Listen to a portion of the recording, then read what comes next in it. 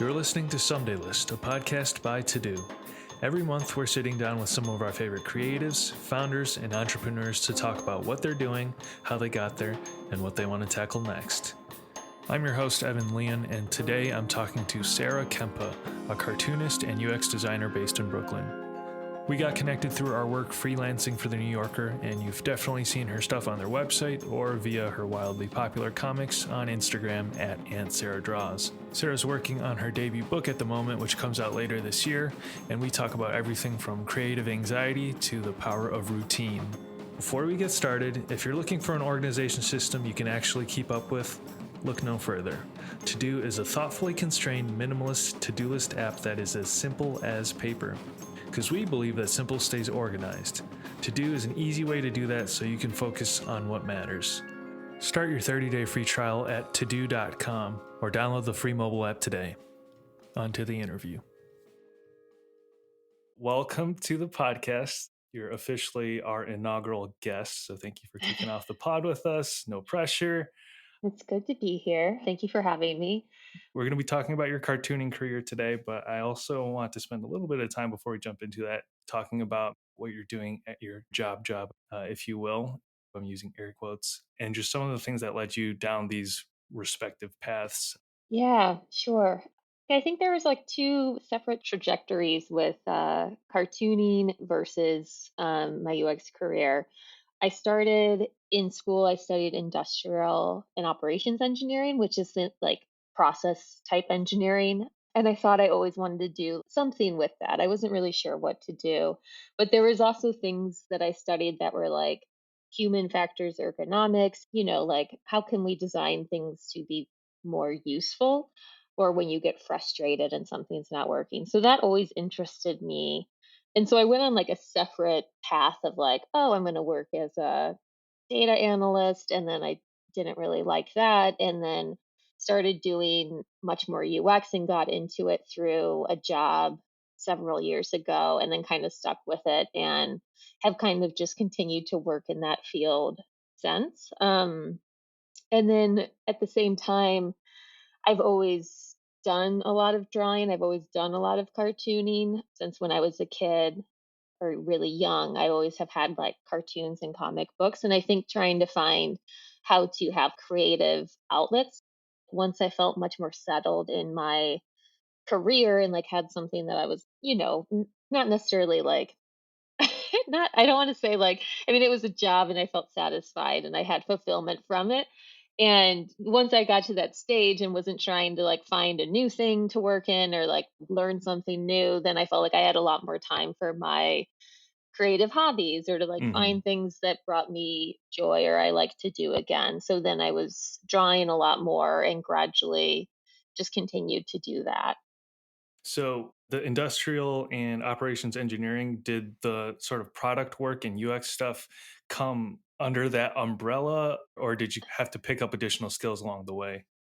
Yeah, it kind of did. I mean, I say it does. I think there's a lot of applicable skills no matter what you study or specialize in. I think a lot of UX can come from just life experience generally, like things that you encounter and think could be done differently, and understanding of using. I mean, I do a lot of my design. There are people who do service design and more in person things, which is really interesting, but I do mostly web interactions and stuff. So, your use of a website when it's frustrating or when you can't find something you need to are like core experiences we all have. And so I think that those things helped me in general and helped me like I kind of shifted a lot of my skill set for that. I also did do like a little like a boot camp in 2012, maybe 2013, and it was when those were kind of much earlier, so there was some things that were helpful from that. I think what was most helpful was, like, I took a break from working to really focus on what I wanted to, and I was fortunate to be in a position where I had saved enough money that I could take a break for a few months and be like, "How do I reshift my career?" And I also, like, I mean, if I don't know if I would do the same today being older. I feel Yeah. like that'd make me a lot more uncomfortable.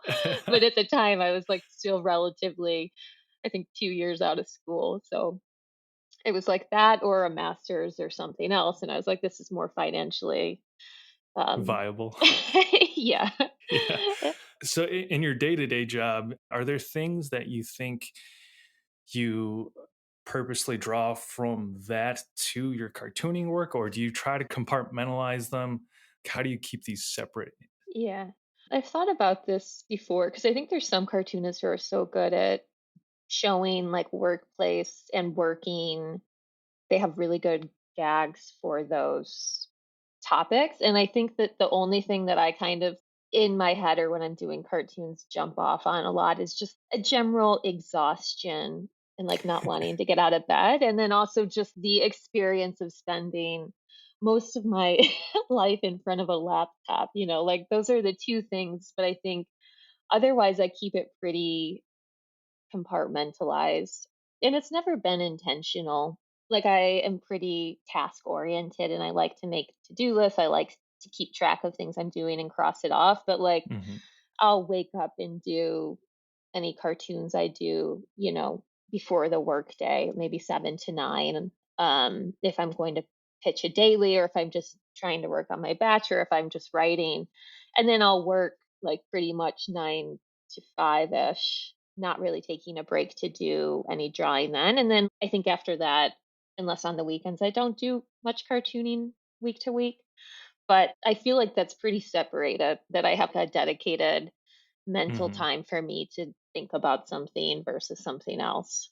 When you kinda got into a point in your career, you're comfortable or content with where you're at, you're enjoying your work, that's really when you started to dive back into drawing. How did you land on cartooning, and was the New Yorker always a specific goal you had? Um, I am not somebody who subscribe my parents were not the type of people to subscribe to New Yorker growing up. I think in Michigan we got the Daily and the Free Press, both those newspapers. They had comics in them every weekday, and then you had the color on the weekend. So I grew up with a lot of syndicated comics and really I really liked Kathy and I loved Peanuts, as Mhm. well as other things I would just read. And so from a really young age, I did a lot of sports growing up. I would do my school things, but I also did a lot of comics that were almost mimicking syndicated type comics. Like I created my own comic characters for these people and had stories. So I always, and I don't know what your experience has been, but it does seem like a number of people who get into cartooning just started when they were kids because they were interested in it and liked it. And it's resurfaced throughout their lives, like, which I think is so Yeah. fascinating because it's like, you know, maybe in kindergarten I made a vacuum cleaner for show and tell, and someone told me to be an engineer, and I was like somehow that stuck with me. But I also had all these comics, and I wish someone was just like, be a cartoonist. Uh-huh. It's like Yeah. I don't know. You do all these things, so it's just interesting how that resonates and can stay with someone for so long. So I think then it's just kind of gradually, and then you do more writing and it starts to come back, I think, in some ways. Do you have any of those early things that you look back at fondly or cringe at?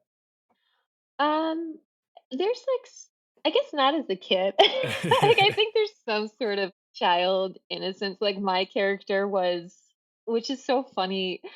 It's so weird to me when I think about it. So there's like a few things I did. I did like one little like short series on cats coming to visit me, and I liked cats but was allergic, and there was some just simple story on. And then when I got a little older in second and third grade, I had some story on, I think her name was Flo, and she was like a rower and that was my main character. And it's just like it makes me laugh when I think about it because the story wasn't great, obviously.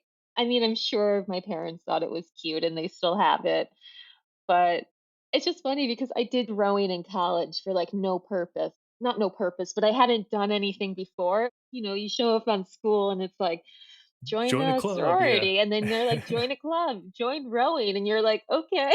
And all of a sudden you're going to all these practices and you're like, how did I get here? So I don't know, that always makes me laugh. But yeah, I think just the practice of it is interesting to keep kind of gravitating to.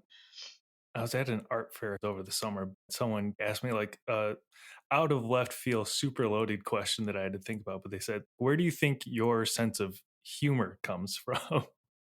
Oh my gosh. What did you say? You can take a minute to think about it. Tell me what you said first.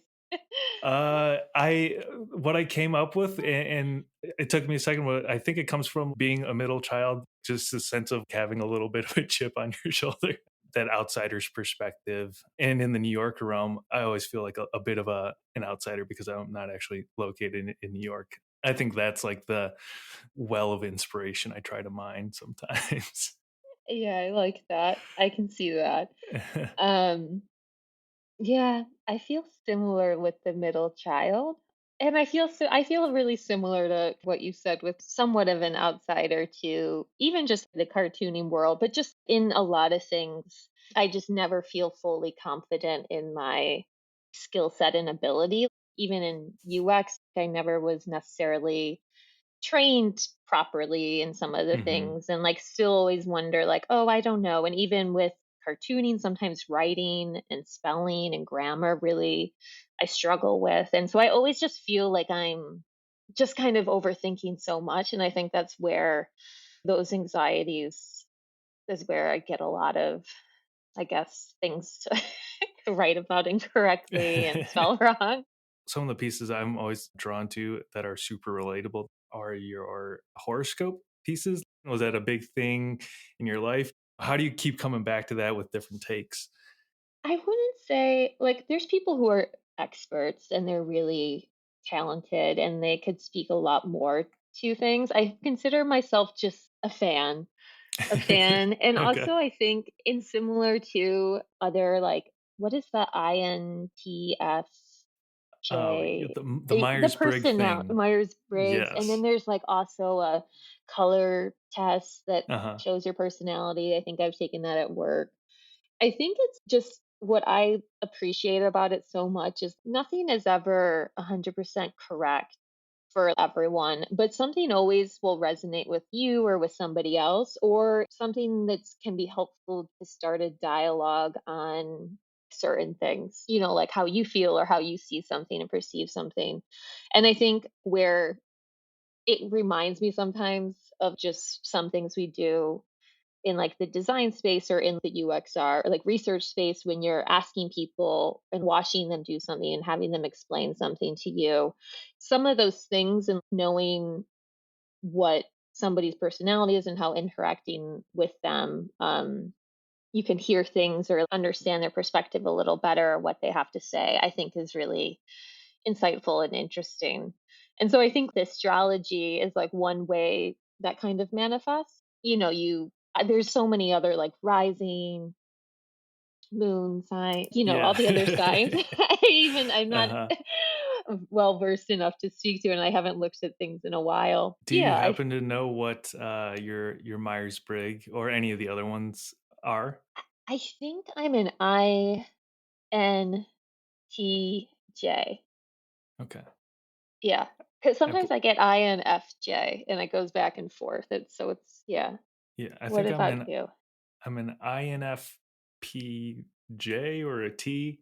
It's usually whatever ends up being like mediator, non-confrontational, like whatever those themes Yeah. are. Do you know what the general summary of your Myers Um, Briggs is? not not now. Okay. No, yeah, I haven't looked at it in a while. Um, I guess is I introverted? I feel like that Yeah. would probably be common for a lot of And then cartoonists. yeah, and feeling or thinking, which I think I probably shift back and forth between how I feel pending on, what's going on. And then J, is that judgment? I honestly don't know. Yeah, so I don't know. Yeah, and I'm not sure. I'd Like have to it's go not. back and study up on it a little Yeah. bit. What's interesting always is when kind of everyone, like at work, sometimes we'll have different sessions where you'll take the test and maybe everyone on your team or other teams will, so that when you're dealing with conflicts or things that happen, you kind of have a better understanding of maybe the way that they share feedback, and you can just kind of meet people in the middle better than just kind of I'm going with direct, and maybe they like what's that sandwich type feedback, like some people like compliment sandwich or whatever it is, which is, I think it just kind of helps in some of those, or it's really interesting to see what that could be like. Something super helpful we've done at work is one, we do the Myers Briggs, and then we all take a pass at writing like a user manual, quote unquote, Oh, for I love that. ourselves. This is how I like to communicate. I prefer email, or I prefer Slack over email, or text over this. I think it's just a better way to inspire collaboration, especially remotely, rather than just grumbling. Yeah. So, the New Yorker is notoriously difficult to break into. Did you acknowledge the fact that it is such a daunting task at first, or did you try to set that to the side, or were you just fearless in the face of it? Yeah, I think, at first I tried a lot very consistently, and it's hard because you don't necessarily hear back, so you don't know. And I think also sometimes it's pretty humbling in some ways where maybe you can lead with, or I'm speaking about myself when I say you. Hmm. um, but one can lead with more of an ego when they start, and then you get humbled really quickly. It's like, okay, I haven't heard anything time and time again. And so you maybe start to give up sometime, take Hmm. breaks, reevaluate, which I think was good for me to do in general. Like I started maybe in 2019, and it was really inconsistent. And then I think what I started to focus on more was trying to get into shouts, because I was like, well, that more so fits the way that my work is. Like nothing Hmm. I do is like, some people are so creative and so witty and just so good at, really nailing a really good joke. And I think mine, and the way that my cartoons kind of are, is a lot more just, it's just what it is. Like I have somebody anxious in bed and they're saying something. And what's funny is what they're saying. It probably would be funny as a tweet or like the same level, but I have it in a cartoon. And I feel like that's kind of where I felt like my cartoons and how they kind of have been for some time. Like, I just struggle sometimes to get into, here's a really original joke that's awesome on its Hmm. own. Like, this is a Um, great desert island cartoon, or here's yeah, a Sisyphus thing. I totally get that. This interview is brought to you by To Do. You're juggling a lot and you don't know where to start. We've all been there. And that's why we made To Do with the core belief that less is more. To Do is the minimalist to do list app to ease your cognitive burdens. We are the most refreshing task manager in a sea of monster energy drinks. No pings, no feeds, no comments, just you and the things you need to get done in a simple, intuitive interface. Use code SomedayList for 20% off when you subscribe at TEUXDEUX.com. Back to the interview. I was looking through the New Yorker's website and I did a count. I think you published 15 ish daily cartoons last year, and that's just the daily ones. And you have shouts as well. You had a really stellar 2021, and I just want to acknowledge that fact because that's amazing. So I've yeah, definitely felt that humbling rejection you talk of, and my solution was to run away and stop pitching for a while. How do you work through that rejection, or whether it's like writer's block or rejection? How do you cope with that or work through it? sure. Yeah. Like, I think I felt like I did have a lot of things run last year, and I was really, it still felt like I was submitting a lot, but it was when I think I kind of had more breakthrough. I mean, the previous year I submitted a lot of dailies, and I can't speak to the quality. Like, that's the thing in, like, hindsight, the quality on what I'm submitting, I'm just like, "Oh my god, I'm so embarrassed." But it's fine, it's growth. But yeah, what I decide to do, I also really like to set goals. And I do set like a lot of goals, or like very specific, just specific things I want to accomplish. It's something Mhm. I've always done. And maybe it's like, I also like to run, and like, I like to travel some, or like whatever I want to do. I might be like, okay, I want to see my parents 4 times this year, and I want to run this amount of miles, and I want to I don't know, like maybe I have a certain work goal that's really like just things that are so specific that I can Hmm. really say whether I did it or not, and less so of like a resolution or something that's kind of more hand wavy of like, oh, I'd like to, you know, do something more, like whatever. Not that that's, some things work for some people, but it just doesn't work for me. And so with the New Yorker, I was like, I'm going to submit every week, every time I can. And so that Hmm. was something I did. And then also with the dailies, I just thought I would be able to finally get in through the daily more so because I wasn't getting in through I wasn't selling anything. And I was like, "Okay, well, maybe the chances are a little bit better for me on the Yeah. daily." And that was kind of my take on it. And so I tried when I could, and I would just wake up early and try because it's much easier to I mean, I submit completed cartoons weekly, but Hmm. dailies, you can kind of sketch quickly. So that was kind of my goal. And I think I'm going to try and do the same this year, but I don't know. It's a lot of cartoons to submit. Yeah, it's a lot of cartoons. So you talk about setting goals and staying pretty organized in all aspects of your life. How are you staying organized? Are you like a paper planner person? Do you use any tools online? I use Notion, which I find I like Notion, especially when you have a project that has a lot of pieces to it or something. I like having it because you can more so brainstorm. I use a paper planner, which just is a simple one with Monday, you know, classic Monday, Tuesday, Wednesday. I like that it's kind of a list format. And then I use the Notes app. I just always have done this. I didn't do one this year actually, so I should do this. I did it in my head It's though. still pretty early in the year. Yeah, I still have time, but I will just make a list like I have in my notes app. I have a 2018 goals, and it's just like it's not in. I mean, then one of my goals was get cartoon in New Yorker, but I don't have a check by it. Um, but it's like it's just things like running a certain amount, going a certain place. Things also that are hard like, I have moved 401(k)s because I think I had something and I got a new job and I hadn't done anything for that, and so just things that are, like, mentally taxing, writing it down, and then if I do that in the year, I feel like I'm like, "Okay, you accomplished a couple things at least that Yeah, will you can pat be yourself with on the back you for it. while you're" yeah. So, that's what I use. I don't know. I know everyone's different though on what works for them. I know that, it's easier for me to like I just like lists and stuff, so I gravitate to that and I'm Uh-huh. pretty organized. I know some people use Trello and stuff as well. Do you have a similar process for your cartooning, the brainstorming piece of it specifically? Walk me Um through your process for pitching. so I something I did, I guess it would be last year. I like to take classes from other cartoonists. I know Jeremy has a class coming up, which I haven't taken his and I would like to, but I took one that Jason Adam had, and I've taken Emily's class.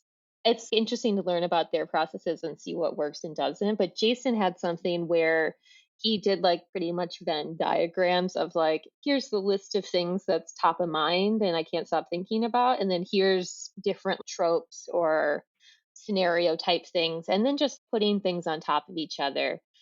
So I always start with kind of what's top of mind, what's going on, and things I'm thinking about, how I feel, things that I'm doing, or sometimes if I don't know, I'll make a list of everything I have to do that day. And then whatever the tropes are, I put just things that I am thinking about. I try to because then it's easier for me to put ideas on there. Like I can't do some tropes I find are more challenging than others to start with. A question I get a lot is like, are you a drawing first person or like a caption first person? Which is kind of an Mm, odd question, but do you yeah. usually come to the figurative piece of paper? I think you draw it on an iPad, if I'm not mistaken. Yeah. But do you come to it with an idea, or do you sit down and while you're there try to brainstorm? Um I try and brainstorm while I'm there. Otherwise, that's the other thing, like, I wouldn't do it. I don't have ideas randomly or, like, through day to day. Maybe very rarely if, like, I'm walking without music or not distracted. Hmm. But I always just write everything, do that little Venn circle thing, and then anything I have there, then I take and I make just a longer list, and sometimes then if I have one idea and it's not right, then I'll try and see how I can make it work, and then I draw whatever I think are the best ones to draw, which I'm trying to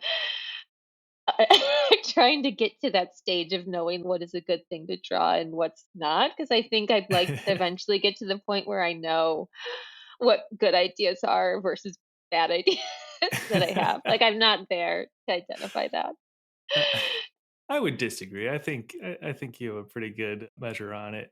Um, do you do any physical on paper drawing, or is your practice pretty much done digitally? It's all digital, but I would like to do more on paper. At first, a goal I had in my head that I didn't write down, so I'm gonna adjust it is, I was thinking I would try and draw 1 cartoon a week on paper and do it just so I could practice and improve. But I did not do that this week. So maybe next week I will try again. Just because I think yeah, I recently got like a huge pad of paper, which reminds me of drawing like in high school when I did take art classes. That's just like, Hmm. really big because it's more so just like that newspaper paper and you can kind of doodle around it and less. I feel like sometimes with the iPad I do feel constrained. So it's something I definitely want to get more comfortable in this year. Mostly just because I feel like I'm curious to see how if I could. Yeah. This year, my resolution was to draw a little more by hand, and I ordered like a new sketchbook and some new pens. They'll probably end up in a cupboard that I won't pull out too often, but the first step is ordering them on Amazon. Yeah, I can check in every month to see if you share Yeah, anything on we paper could and be I can let you know accountability if I did. partners. Yeah. Because I already failed in the first week. That's funny. So you mentioned taking classes with other cartoonists. Are there any other resources or things that you leaned on when you were first getting started that were transformative, maybe too dramatic a word, Yeah. but that were like helpful in the process? I think there was like a few things. I'm looking at my bookshelf, but I really, really enjoyed Linda Berry's. Linda Berry has like different comic books and workbooks, and those I think are a good resource for just getting going. Like so much to me or for me is just doing it, spending the time to do it and allowing myself to think in a more creative way without trying to think of what made a good cartoon. More so letting myself think in terms of because I think like the best cartoons for so many people are things that really tie closely with different things that they think about, things that are their experiences. Sure, like some people can do really good gags, but Hmm. I think for me, what I was saying earlier, not wanting to get out of bed, a lot of anxiety in certain things and general exhaustion which aren't exciting themes and they're definitely not But they're unique, but relatable though. but Yeah. they're like things that I can like kind of spin off of much more easier than maybe taking the train or like traveling or I don't know, whatever else. So I really liked Linda Berry's book for that as a reference and just having something to kind of Hmm. follow and do. I do think the classes that was the best for helping me like get I don't want to say serious because, it's still kind of fun. Like it's fun to do cartoons, but just helping me understand somebody else's process and get in the mindset where I started to see that, like, oh, these people also aren't just pulling ideas out of anywhere. They have a process that they go through or several that they try to get something. And it just makes it a little bit more accessible almost as opposed to trying to think like, oh, I need to come up with 10 ideas, which is I think what I was doing before, and it was impossible to do. I think I have the Linda Berry book. I don't know that I might have skimmed through it, so I'll definitely have to revisit that. There's another one, it might just be called Cartooning by Ivan Brunetti that hear Oh, referenced a yeah, lot. Also one I skimmed through and stopped reading as soon as I got to like, these are the supplies you'll need. And I was like, oh, that's this a is a lot, convenient yeah. place for me to stop reading. Yeah. um, The other one that's like I think really good for and I don't know, neither of these I'd say are like specific for New Yorker cartoons. I think my realm, I was trying to get shouts and do more comic type things, but trying to figure out how to do them in a way that worked or made sense or had a story. But the Understanding Comics by Scott McCloud, that's also like an awesome resource. And that he kind of goes through what, different types of comics are, what they've been, and then just different ways you can think of telling your comic story, which is it was really helpful when I read it and I was trying to frame different things and frame it in a way that was less so like I could just share it on Instagram, but more so I could try and pitch it as like something for shouts or something for another place. Now that you have been published in the New Yorker, how have your goals shifted or have they? What are the next mile markers that you want to hit? You know, I think my goals are pretty similar because it's hard to guess. Like some parts of selling something seem like timing to me in some ways, and things that, like, sure, like you can have a really great cartoon, but there's a lot of really great cartoons that never sell. You see them on Instagram and I'm like, how did no one buy this? This is amazing. um so that's, I think that I have similar goals because you just never know. I feel like if I said I wanted to sell a certain number, that'd be putting a lot of pressure and would make it a Mhm. little less fun. So I try and keep my goals more so things that I can succeed in, which is why I like I'm going to try and submit a batch every time I can this year because that's much more, it's still challenging in some ways because, it's spending your weekends and having the time and fitting it in, but it's much more attainable to do that. And then my hope is that the more you do something, the more you improve. And so that's kind of where I see it coming from. Like, I don't know, like, I think I got fortunate in the number of dailies and other cartoons I sold last year. And I think I might not sell as many this year. And who knows? Like, I could sell nothing. Mhm. um, that certainly happens, but that's why I try to keep the goal as something that I could still do, and I still will see hopefully in personal improvement, even if it's not right for the magazine, and maybe it opens up a new interest or something else I want to try in the cartooning space. Are there things you'd like to accomplish as a cartoonist? Maybe not selling X amount of cartoons or Um, what's your next big milestone? I think something I would like to figure out this year. I do like trying more so graphic type novels or longer comic strips. And I would like to see if I could create some sort of storyline I could pitch and have something that's much more comic based. And so that's kind of a goal I have, is just think through what I could do with that. Maybe come up with a pitch for something like that to an agent and see. But Mhm. I don't have any.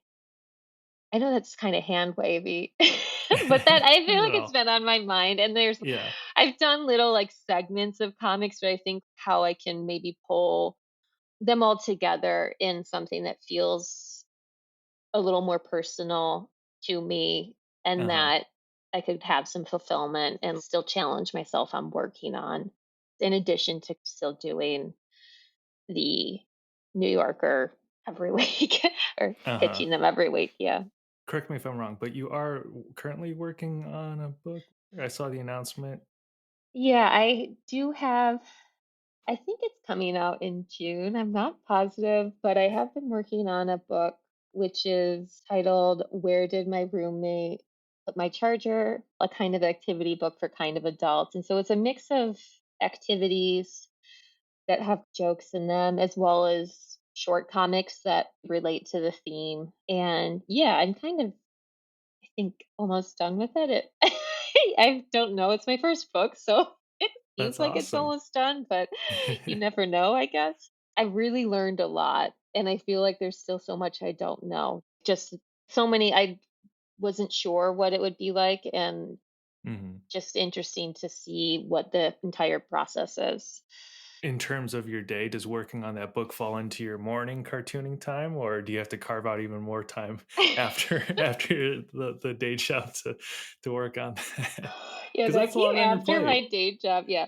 The thing about a book, though, that I didn't realize, and maybe this is where my planning got the best of me, like, I did use Notion to plan for a lot of things and, like, kind of set up my schedule and stuff, but something I didn't realize with a book is, like, you send something and you kind of wait a bit while they do some edits or review, and so you don't really know how long you're waiting, but you sent something in, you feel kind of accomplished about it, so you're like, "Woohoo," like, huge step done.